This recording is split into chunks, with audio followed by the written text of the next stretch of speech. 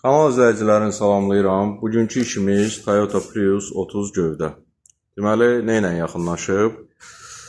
Cooling performans, hibrid sistem, yəni ki, hibridin soyutma sistemində performansı aşağıdır. Qüsur kodları P0A93. Yəni A93 hibrid sisteminin qızmasından bəhs edir. Neydən ola bilər? Inverterin kanalları tutula bilər, pompa yana bilər, radiator və korobkanın kanalları tutula bilər. Hal-hazırda korobkan açdıq. Baxın, içindən gələn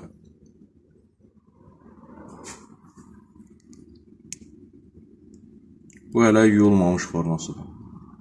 Yəni hibrid sistemi hələ ki yuyulmayıb. Görün, içindən nə qədər antifrizin asatkası gəlib.